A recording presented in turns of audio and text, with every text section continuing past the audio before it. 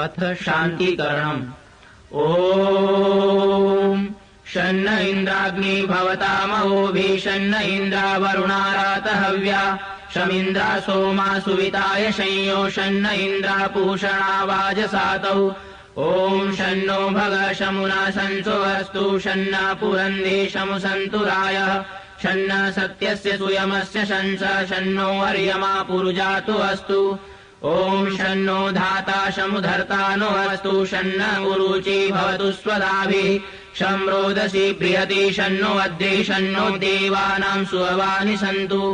ॐ शन्नो अग्निर्ज्योतिरनीको अस्तु शन्नो मित्रा वरुणावश्विनाशम् शन्न सुकृतां सुकृतानि सन्तु शन्न इशिरो अभिवातु वातः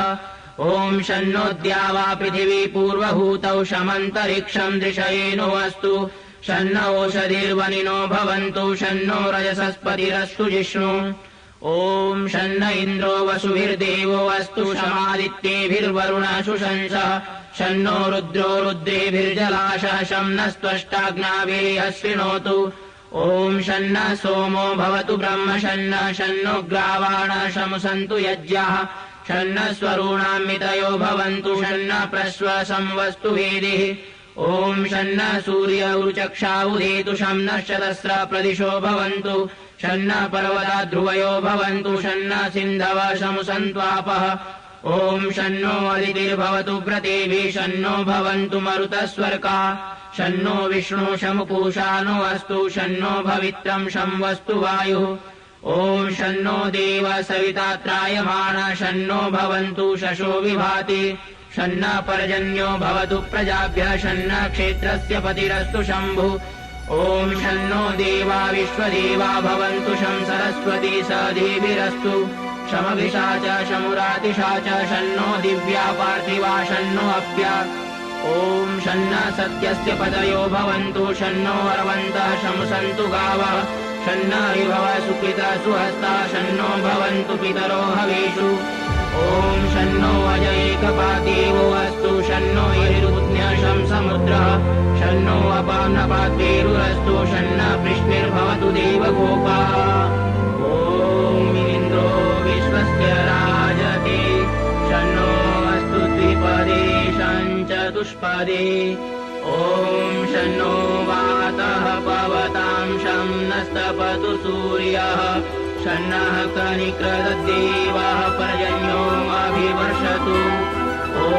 अहानिशं भवन्तु नः शं रात्रिः प्रतिधीयताम् शन्न इन्द्राग्नि भवतामवोभिः शन्न इन्द्रा वरुणारातहव्या शन्न इन्द्रा पूषणा वाजसातौ शमिन्द्रा सोमा सुविताय संयो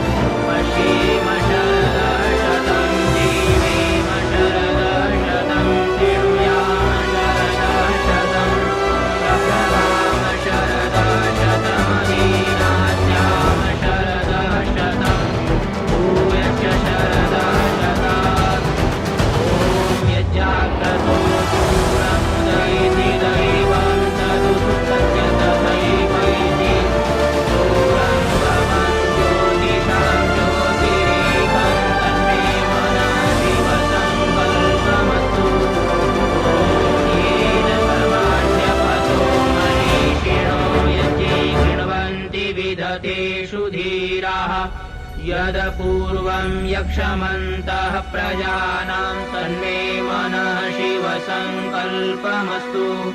ॐ यत्प्रज्ञानमुत चेतो धृतिश्च यज्ज्योतिरन्तरमृतं प्रजासु यस्मान्न ऋते किञ्चन कर्म यद्यस्तायते तन्मे मनः शिवसङ्कल्पमस्तु ॐ येनेदं भूतं भुवनं भविष्यत्परिगृहीतममृतेन सर्वं येन यद्यस्तायते सप्तहोता तन्मे मनः शिवसङ्कल्पमस्तु ॐ